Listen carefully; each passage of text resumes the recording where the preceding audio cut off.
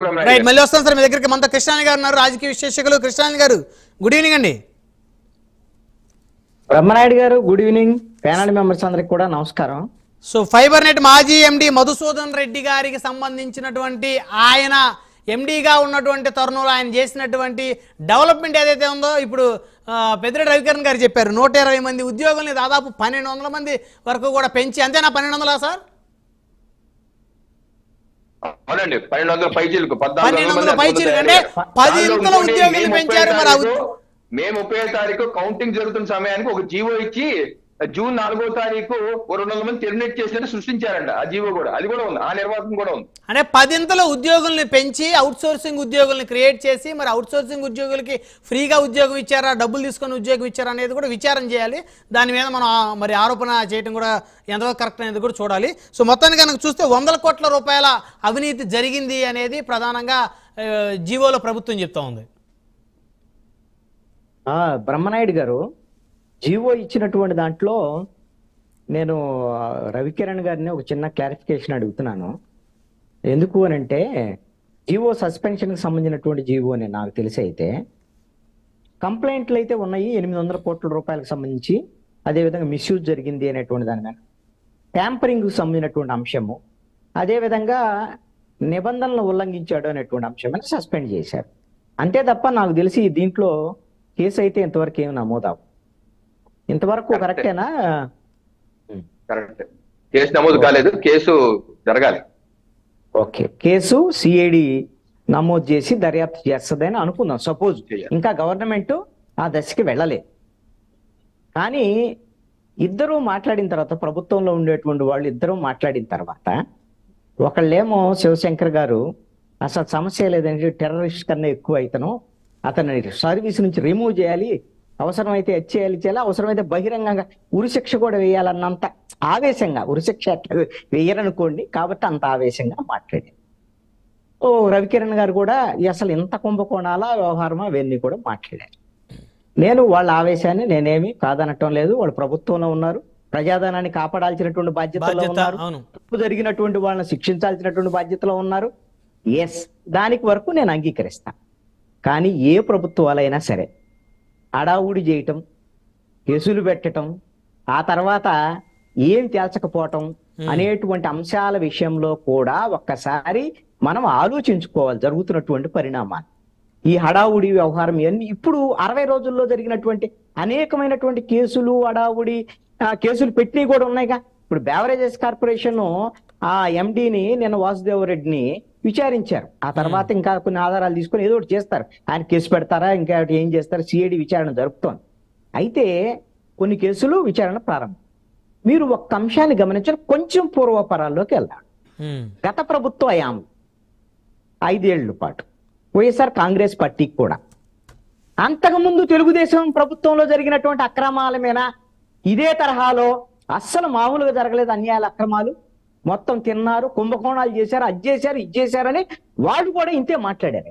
మొదటి సంవత్సరం మాట్లాడారు బాగా. మొదటి సంవత్సరం కాదండి, చివరి సంవత్సరం వరకు మాట్లాడారు. చివరి సంవత్సరం వరకు కేసులు పెట్టారు. మొదట చివరి అనేది ఏమి లేదు, ఎప్పుడు జరిగింది. ఇదంతా పాలిటిక్స్ లో భాగం అండి ఇది. నేను ఎందుకు ఈ మాట చెప్తానంటే, వీళ్ళకి ఒక అవగాహన వస్తది అనేటువంటి దాని మీద ఇప్పుడు ప్రభుత్వంలో ఉండేటువంటి వాళ్ళ కోసం నేను చెప్తున్నాను. ఇది గత ప్రభుత్వంలో వాళ్ళు కూడా ఇంతే చేశారు అడవుడి. ఇదే ఏపీ ఫైబర్ నెట్ కు సంబంధించినటువంటి కుంభకోణానికి సంబంధించినటువంటి కేసుల్లో సిఐడి కేసులు దర్యాప్తు చేసిందండి. వైసీపీ గవర్నమెంట్ ఉన్న ఇదే ఏపీ ఫైబర్ నెట్ కి సంబంధించే సిఐడి దర్యాప్తు జరిగింది, కేసు కూడా నమోదైంది. అప్పుడు ఏం తేల్చారు, ఏం తెలుస్తారు, అది అంతే అట్లానే ఉంది.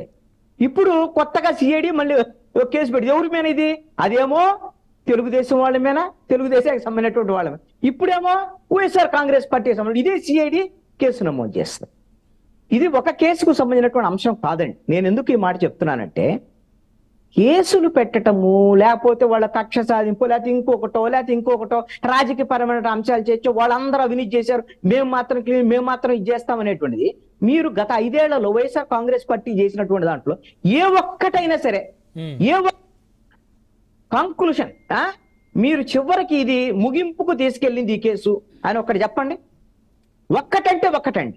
మీరు రివర్స్ టెండర్ల దగ్గర నుంచి మొదలు పెడితే, ఎందుకంటే ఇలాంటి డిబేట్ ని శివశంకర్ గారు ఆహ్వానిస్తారని చెప్పేసి నేను అనుకుంటున్నాను. అందుకనే నేను శివశంకర్ గారు, పెద్దిరెడ్డి రవికిరణ్ గారు కూడా ఉన్నారు కాబట్టి వీళ్ళిద్దరూ చాలా ఇంటలెక్చువల్ డిబేట్స్ చేసేటువంటి వాళ్ళు కాబట్టి నేను ఈ మాట మాట్లాడుతాను. ఈ హడావుడి వల్ల వచ్చేటువంటి ప్రయోజనాలు చాలా తక్కువ అండి. జనాన్ని చెవుల్లో క్యాలీఫ్లవర్ పూలు పెట్టడం లాంటిది అనమాట.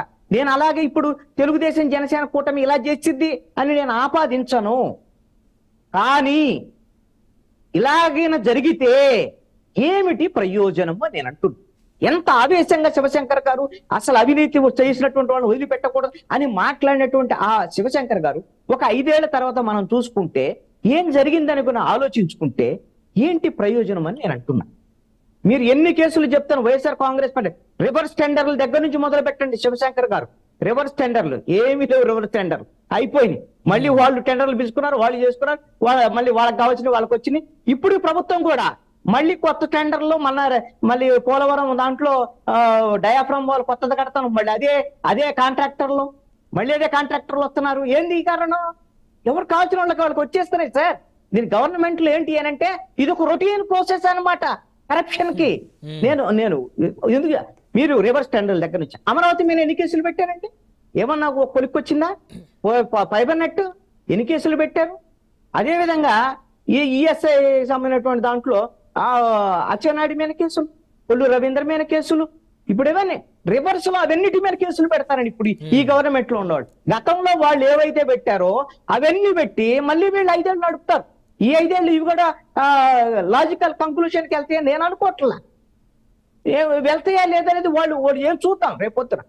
ఎందుకు అని అంటే ఇంత హడావుడి వ్యవహారము. ఎందుకంటే ఈ వైట్ పేపర్స్ కానీ మీరు ఒక్కసారి గమనిస్తే వైట్ పేపర్స్ నేను మొత్తం అన్ని వైట్ పేపర్స్ చూసామండి. ఇది ఎలా ఉంది అని అంటే ఆ వైట్ పేపర్స్ అన్ని కూడా ఆత్మస్తుతి పరనింద అన్నట్టు తప్ప దాంట్లో ఒక స్పష్టమైనటువంటి ఆధారాలు వ్యవహారం అవన్నీ ఇప్పుడు 2 నెలలైంది.